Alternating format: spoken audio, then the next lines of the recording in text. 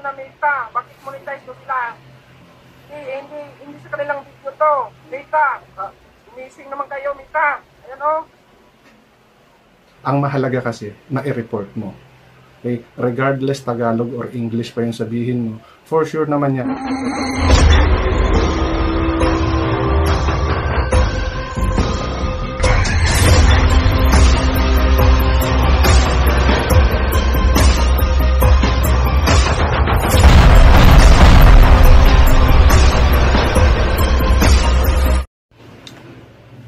Ang social media ngayon, or SOCMED ngayon, is hindi lang basta enjoyment. Diba? Hindi ka lang basta nagpo-post. Hindi ka lang basta nag-a-attach ng kung ano-anong picture or video mo. Ngayon kasi, meron ka ng income na pwedeng makuha sa kahit anong SOCMED man o social media platform.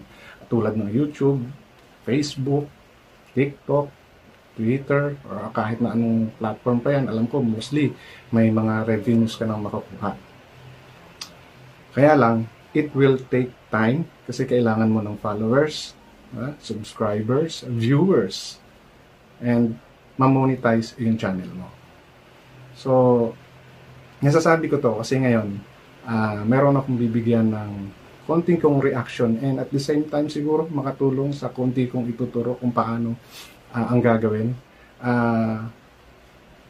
Nang papanood ko na tong YouTuber na to, na mostly sa TikTok ko siya napapanood sa Facebook. Okay? Si BMax TV. Siya po yung bibigyan natin ng reaction ngayon kung bakit.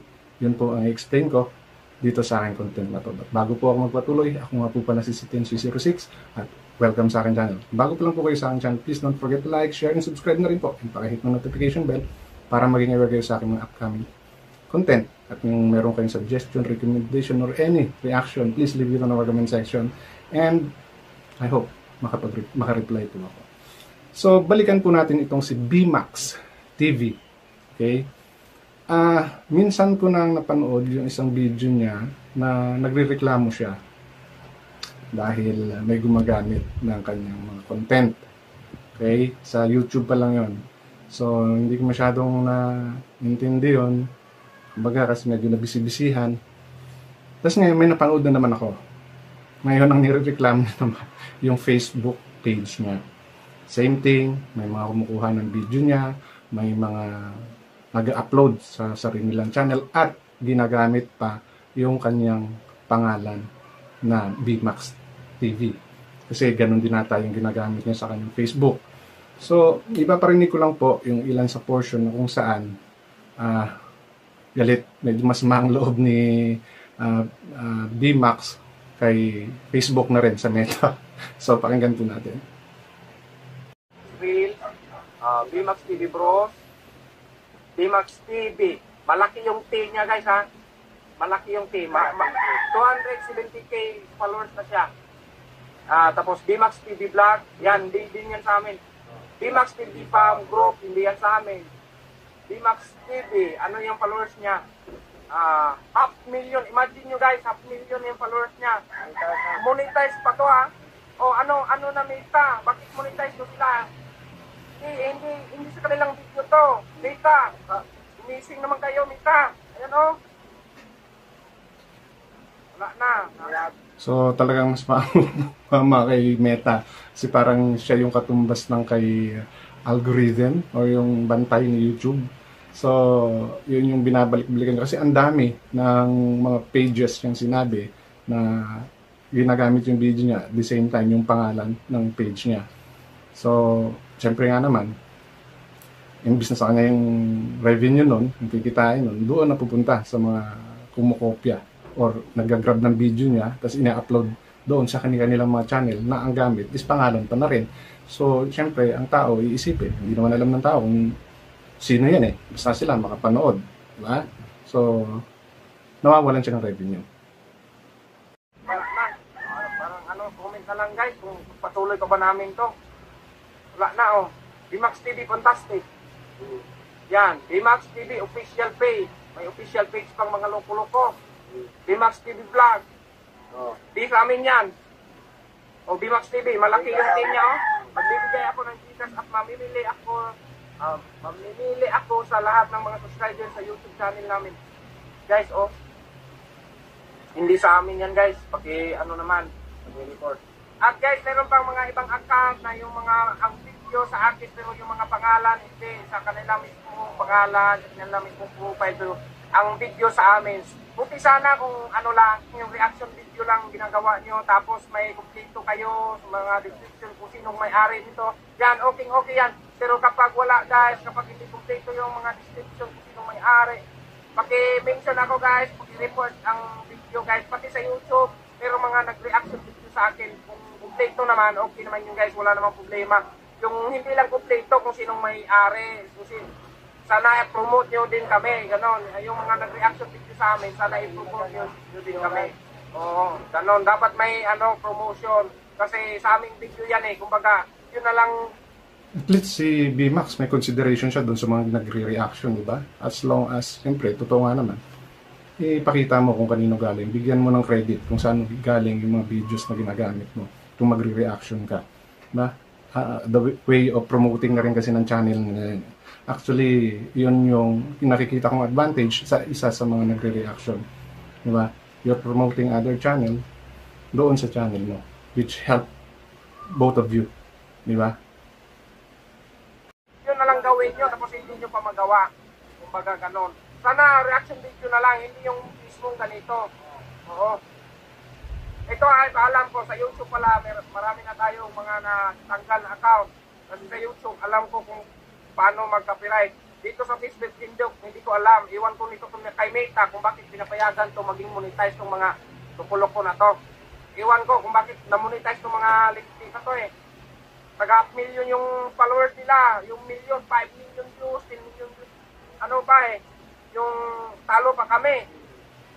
Kung alam ko lang to guys, kung sino magturo sa amin kung paano mag-copyright, kung sino dyan, sana matulungan nyo kami para ma-copyright namin. At kung hindi man lang yun, kahit sa pag-report na lang guys, yun ang itulong nyo. Please guys, o hanggang dito lang. So yun nga, yung hinain nitong si BMAX TV. Dahil marami siyang subscribers, both YouTube and Facebook niya. So, syempre nga naman, ito yung one way of paano sila kumikita actually. Alam ko, ito yung isa sa means ng income nila, yung pag-YouTube nila, yung sa Facebook, sa TikTok, meron din sila. Maaaring sa ibang social media platform, meron pa rin sila niyan. So, syempre, sa dami ng followers mo na yan, may sure na yan talaga. Once marami kang followers sa kahit saang social media platforms, sure na may earnings ka, lalo na kung entertaining or very informative yung video na ina-upload mo. So, yun yung hinahabol ng tao It's either entertaining, informative, or mga magagandang views. Kumbaga, maraming ways para mapaganda mo yung content mo. And which is, sila BMAX is more on entertainment sila. Diba? Mga kalokohan nilang dalawa ni Borloloy. So, kaya marami silang followers. Which is, tinitake advantage naman nung iba na gustong kumita kagad ng pera. Talagang may ganun tao, may mga mapagsamantala, kumbaga. So, yun yung hinanaing ni BMAX TV. Ngayon, ang isa lang sa, kasi nga, humihingi sila ng tulong on how to report, basic na alam kong pwedeng gawin, yun nga, mag-report. And dito kay Facebook is meron nun. So, yun po yung ipapakita ko now na. Punta doon sa home ng Facebook niya, tapos yung tatlong dots sa taas, pindutin lang yun. Then, scroll down. Punta doon sa report problem. So, ito yung bagong screen na lalabas. So, continue ka lang, scroll down mo para sa continue report. Then, pagdating dito, yung include report, yun naman yung i-click. Okay? Then, mayroong mga pagpipilian. So, sa case nito, halimbawa, yung mga pages. So, yun yung gusto mong report. Describe mo yung issue na gusto mong i-report. Bakit mo nasabi na yan is mga impersonator. Okay? Basta, i-describe mo kung ano yung mga nakikita mong issue doon sa page na yon. Tapos, mayroong attachment dyan. Yung attachment na yan, dyan mo, syempre, ilalagay yung mga ebidensya mo na yung mga page na yan is hindi sa'yo. Okay, then i-upload mo siya from phone. Normally kasi phone naman yung gamit natin karamihan sa pag-i-edit or sa pag-vlog natin. So ito is ginagawa through phone. Ngayon, punta ka naman sa video, okay? Yung mga video naman na gusto mong i-report din. Ano naman sa tingin mong may issue. So i-describe mo rin yun, yung mga video na yun na hindi sa'yo. Basta explaining the reason kung bakit naging issue para sa'yo yun at naging problema mo yan.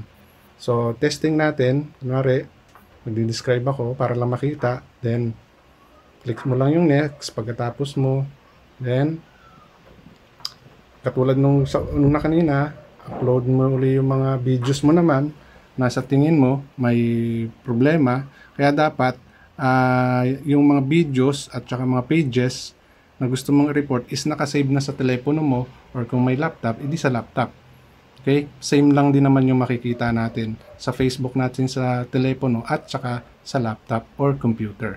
So yan, pag nagawa mo na yon, kiklik mo lang yung send na yan. At huwag mag-alala na Tagalog or English ang isulat mo. Okay? Pwede rin Bisaya yan, pero doon na lang tayo sa English or Tagalog. Okay? Kasi mayroon namang mga taong pwedeng umasikaso sa mga ganitong reports na to. Okay? Binabalikan sigurado yan may Facebook din. Same thing as sa YouTube. Okay, pwedeng mag-report. So, ito yung simpleng steps para mag-report. So, yun nga po, yung simpleng steps na alam ko kung paano mag-report based doon sa nakita ko lang naman kay Facebook. Sinundan ko lang kung ano yung pagkakaintindi ko. Ang mahalaga kasi, na i-report mo. Okay? Regardless Tagalog or English pa yung sabihin mo, for sure naman yan, merong mga representative ng Facebook dito sa Pilipinas na pwedeng umattend sa ganyang report. So, kanila BMax at kay Borloloy, mapanood nyo man to, salamat. So, yun lang yung simple step. Okay? Huwag kayong mag-alala na English ang isulat ninyo. Diba? Kasi sigurado ako, imposibleng walang representative ang Facebook sa kada country. Katulad din ng ni YouTube yan. YouTube, meron din yung representative dito sa Pilipinas. O kung wala man, mayroon silang mga pwedeng tawaging tao para tingnan yung mga report na yan. Kasi hindi naman sila maglalagay niyan kung walang taong titingin doon sa mga report ng kada bansa. Okay? So, yun lang po yung gusto kong share sa content na to at maraming salamat.